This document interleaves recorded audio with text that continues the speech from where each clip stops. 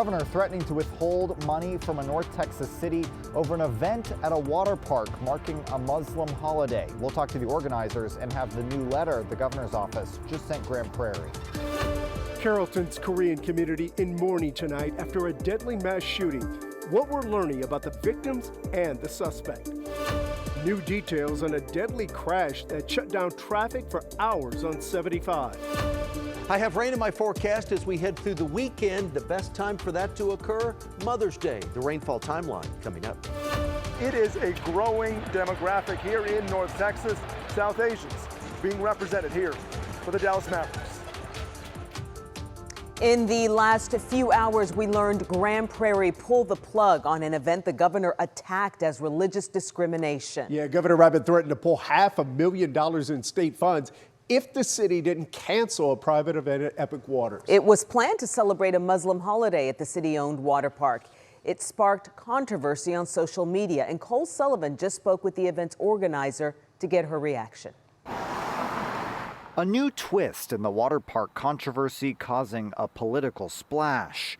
The city of Grand Prairie now says it canceled a private event celebrating a Muslim holiday at the city-owned Epic Waters Park. We have the right to have an event that is for the Muslim community. That is our right. We spoke with Amina Knight hours before the city canceled on her. Basically, the only thing we show as women is our hands, face, and feet.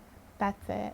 And so we do that even if we're at a water park. A private rental, she says, ensures everyone there would dress modestly. This year, initially, the flyer did say, again, Muslims only. But the real headline on the flyer is saying, come celebrate the Eid with us. The governor calls it religious discrimination and unconstitutional. He told Grand Prairie he'd defund $500,000 in public safety grants if they allowed it. Unfortunately, I knew it was coming because we're in a climate right now where it seems like there's a lot of Islamophobic rhetoric. She says anyone was welcome to buy a ticket and changed the flyer to say modest dress only instead of Muslims only. Because there's other eyes on it now, and I don't want anybody to feel discriminated against. That was never my point. After the city pulled the plug and declined to comment further, Knight told us she's sad. Quote, something that was being done with such good intention just for joy has been turned into something that it's not. I'm not going to change my identity. I'm not going to change what I stand for. I'm not going to change what I have the right to do just because some people don't like it. Now it's the city that's made a change. In Grand Prairie, I'm Cole Sullivan. After a cloudy day, we're in for a chilly night. Chief Meteorologist Pete Delkas joins us now with a look at the first forecast. Cynthia, some may say that it's going to be a cold night. I'm going chilly, but it will certainly be on the cool side tonight. We have lots of cloud cover out there right now. The little bit of rain that was around a couple of hours ago, that has left. And here's the forecast. Here's midnight tonight. Look at that, lots of clouds. So it's a cloudy to a mostly cloudy night tonight. Maybe a peak or two of sun as we head through the day tomorrow. It's dry tonight. Tomorrow's going to be a dry day. And check this out. We start at 52 degrees tomorrow morning at 7 o'clock. There may be a couple of spots tomorrow that bottom out at 48 or 49, so certainly a chilly night tonight. By noon, we're up to 64. We hit 75 tomorrow. That's a lot warmer than the mid to low 60s we had today across the area. And I do have more rain on the way. I actually have rain in my weekend forecast. Rain on Sunday. It's Mother's Day. I'll have my Mother's Day forecast coming up. Part of Highway 75 is still closed right now, hours after a deadly crash in Anna. A semi caught fire in the center median this afternoon, and it was incinerated near Rosamond Parkway. Anna police tell us no other vehicles were involved, but the truck driver did not survive. Authorities are still notifying the victim's family, and the cause is under investigation. The southbound lanes have reopened, but there's only one lane going northbound right now. Safety is once again a concern in Deep Ellum after a security guard was killed overnight and multiple others injured. The shootings happened just hours apart on a busy night on Commerce and Elm Street. Police found 5 people shot at the first location at about 10:30 last night, but the suspect had already left the scene. Shortly after, officers were called to another shooting just a block away. Investigators say 23-year-old Detorius Tarver shot a security guard, Joseph Gray, trying to break up a fight. Tarver now charged with murder. But the community has been working to address crime in Deep Ellum for years. City leaders rolled out a new safety plan back in 2022, adding cameras and asking business owners to undergo de-escalation training. The Dallas PD also launched a task force with increased patrols and officers shutting down streets on weekends, but they were not on duty last night. The city just launched a new safety plan in March as crime persists. A Korean community is still in shock tonight after a mass shooting in Carrollton. The Tarrant County Medical Examiner identified one of the victims as Sung Rae Cho, but a second victim's name hasn't been released. Police say the suspect shot 5 people at 2 locations before being captured. And Kevin Reese shows us how the community is coping right now. Police say the surveillance video that captures a man identified now as 69-year-old Sung Ho-han shows him running away from police after shootings at 2 different locations. He sits now in the Denton County Jail as police and a tight-knit Korean-American community. This hits too close to home. Tried to unravel and understand what police say he did. It's hard. It's hard to swallow, but... Police say Sung Ho-han confessed that he walked into a business meeting at Carrollton's K-Town Plaza and shot 4 people, killing 1. Because a business deal's gone bad, he'd invested thousands. Police say he wanted that money back.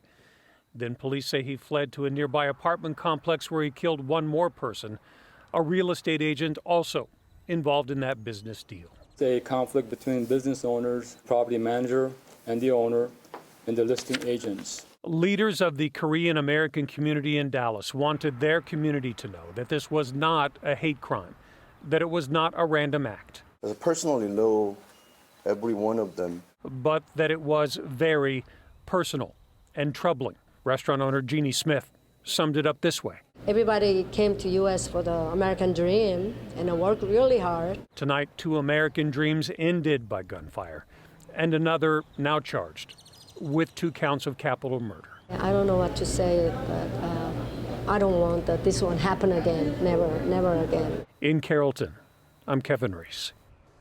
A community response unit specialist for Fort Worth Police is sharing a story after he was shot in his eye last week. Edward Zapata was taking a burglary report from a homeowner when he was struck by shrapnel from a gunshot fired by someone across the street. His body cam shows him falling to the ground, then with blood dripping from his eye, helping the homeowner climb over a fence to get her to safety.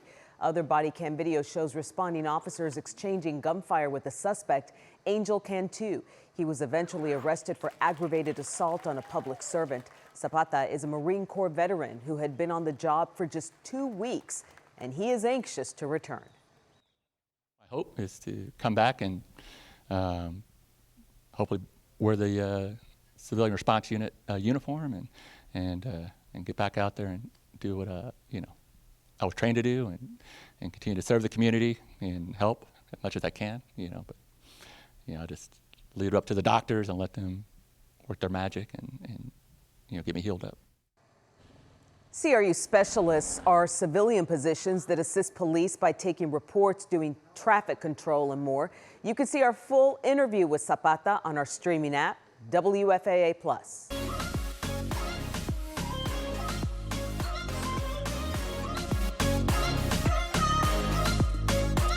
South Asians are the fastest growing minority here in North Texas, and May is Asian American, Native Hawaiian, and Pacific Islander Heritage Month. The Dallas Mavericks highlighted that culture before the season ended. And tonight, Joe McPuniker shows us how fans celebrated their heritage and home team.